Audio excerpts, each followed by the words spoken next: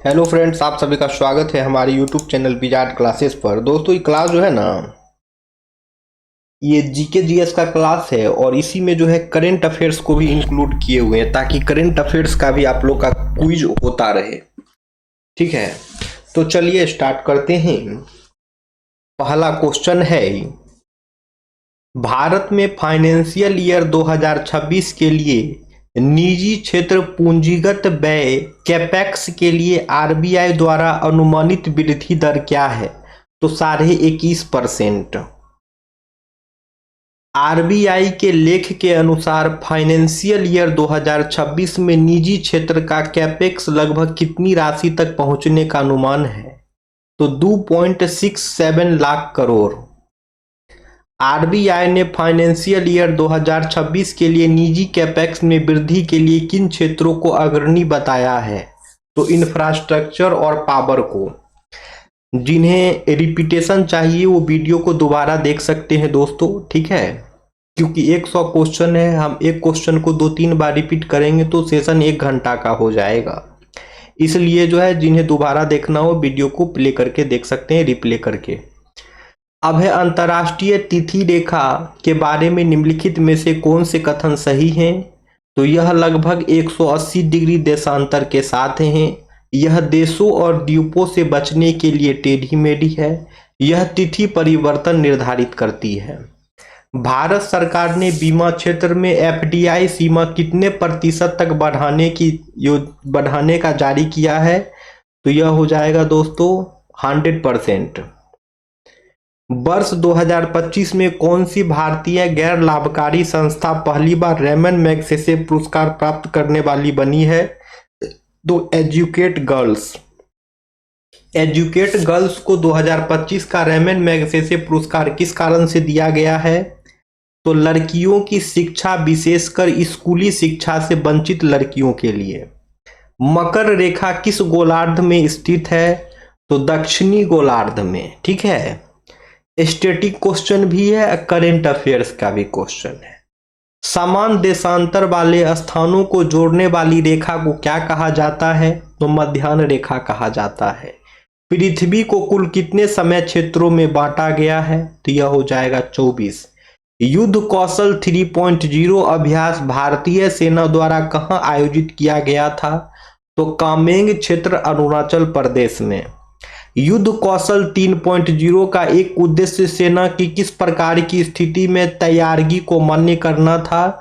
तो ऊंचाई वाले एवं कठोर जलवायु स्थितियों में।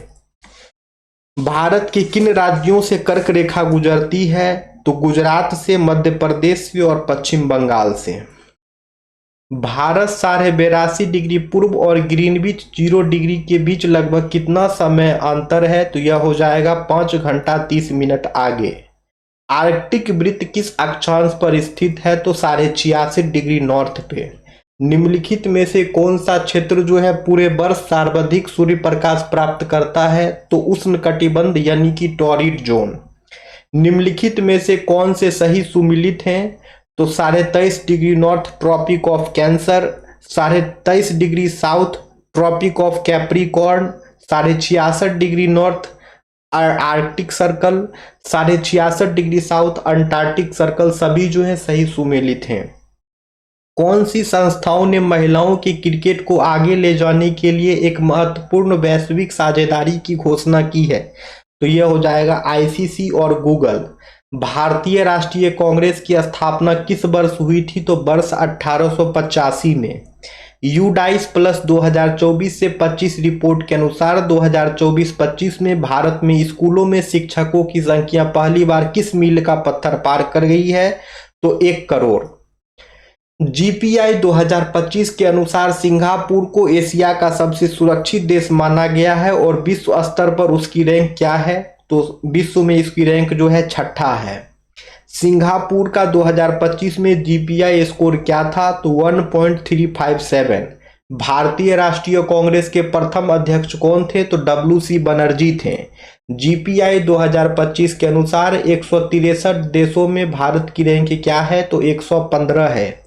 जीपीआई 2025 के अनुसार एशिया के शीर्ष 3 शांत देशों का सही क्रम कौन सा है? तो सिंगापुर, जापान, मलेशिया। बंगाल का विभाजन कब हुआ था? तो वर्ष 1905 में। वेस्टर्न घाट के उच्च भूमि क्षेत्रों में किस दुर्लभ ड्रैगन फ्लाई प्रजाति की पुनः पुष्टि हुई है? तो क्रोकोथेमिस इराइथेरिया का। क्रोकोथेमिस इराइथेरिया का। वेस्टर्न घाट में क्रोकोथेमिस इराइथेरिया लगभग किस न्यूनतम ऊंचाई पर पाई गई है? तो 550 मीटर। बंगाल का विभाजन कब हुआ था? तब वर्ष 1905 में। ठीक है, आगे आते हैं। भारत में होम रूल आंदोलन किसने शुरू किया था? तो एनी बेसेंट और बाल गंगाधर तिलक ने। भारत में होम रूल आंदोलन किसने शुरू किया था? तो एनी बेसेंट और बाल गंगाधर तिलक ने। निवेशक दीदी चरण 2 पहल किस संगठन द्वारा शुरू की गई है? तो आईईपीएफए के द्वारा। आईईपीएफए का पूर्ण रूप क्या है? तो investor education and protection fund authority. निवेशक दीदी पहल मुख्य रूप से किस समूह पर केंद्रित है? तो महिलाएं पर। निवेशक दीदी चरण 2 कार्यक्रम का मुख्य उद्देश्य क्या है? तो महिलाओं की वित्तीय साक्षरता को बढ़ावा देना। आईईपीएफए भारत सरकार के किस मंत्रालय के अंतर्गत कार्य करता है? तो मिनिस्ट्री ऑफ कॉरपोरेट अफेयर्स। आईईपीएफए की स्थापना किस वर्ष में की गई थी? तो वर्ष 2016 में। निवेशक दीदी पहल महिलाओं तक पहुंचने के लिए किस दृष्टिकोण का उपयोग करती है?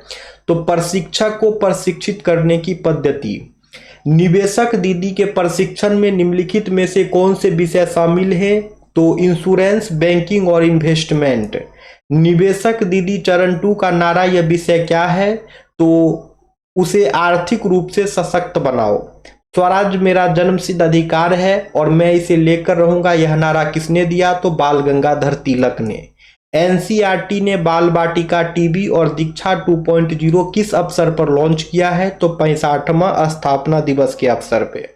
एनसीईआरटी की स्थापना किस वर्ष की गई थी? तो वर्ष 1961 में।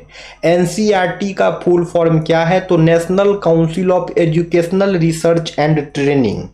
बाल बाटिका टीबी मुख्य रूप से किसके लिए बनाया गया है? तो प्रारंभिक बाल शिक्षा के लिए, अर्ली चाइल्डहुड एजुकेशन के लिए। दीक्षा 2.0 किस क्षेत्र से संबंधित है? तो डिजिटल लर्निंग प्लेटफॉर्म से। दीक्षा प्लेटफॉर्म मुख्य रूप से क्या प्रदान करता है? तो ऑनलाइन एजुकेशनल रिसोर्सेस। एनसीईआरटी के 65वें स्थापना दिवस समारोह का उद्घाटन किसने किया? तो धर्मेंद्र प्रधान ने। बाल बाटिका टीबी किस प्लेटफॉर्म के माध्यम से उपलब्ध होगा? तो दूरदर्शन। बाल बाटिका टीबी और दीक्षा 2.0 लॉन्च करने का मुख्य उद्देश्य क्या है? तो डिजिटल और समावेशी शिक्षा को बढ़ावा देना। एनसीईआरटी का मुख्यालय कहाँ स्थित है? तो नई दिल्ली में। महात्मा गांधी दक्षिण अफ्रीका से भारत कब लौटे थे? तो वर्ष 1915 में। ठीक है, याद रखना है 9 जनवरी 1915 को जो है महात्मा गांधी दक्षिण अफ्रीका से भारत लौटे थे। इंडिया पोस्ट पेमेंट बैंक ने हाल ही में कौन सा स्थापना दिवस मनाया है? तो 8वां स्थापना दिवस। इंडिया पोस्ट पेमेंट बैंक की शुरुआत किस वर्ष की गई थी? तो वर्ष 2018 में। इंडिया पोस्ट पेमेंट बैंक का उद्घाटन 2018 में किसने किया था? तो नरेंद्र मोदी ने। इंडिया पोस्ट पेमेंट बैंक किस मंत्रालय के अंतर्गत कार्य करता है? तो यह हो जाएगा मिनिस्ट्री ऑफ कम्युनिकेशन, यानी कि संचार मंत्रालय के अंतर्गत। इंडिया पोस्ट पेमेंट बैंक का मुख्य उद्देश्य क्या है? तो डिजिटल भुगतान और वित्तीय समावेशन को बढ़ावा देना। To promote digital payment and financial inclusion. India post payment bank का टैगलाइन क्या है? आपका बैंक आपके द्वार। इंडिया पोस्ट पेमेंट बैंक का मुख्यालय कहाँ स्थित है? तो नई दिल्ली में। इंडिया पोस्ट पेमेंट बैंक पूरे भारत में लगभग कितने डाकघरों के माध्यम से कार्य करता है? तो 1.3 लाख। निम्नलिखित में से कौन सी सेवाएं इंडिया पोस्ट पेमेंट बैंक द्वारा प्रदान की जाती है? तो बचत खाता और धन हस्तांतरण, यानी कि saving account and money transfer. वर्तमान में 2025 तक इंडिया पोस्ट पेमेंट बैंक के प्रबंध निदेशक एवं सीईओ कौन है? तो जे वेंकट रामू।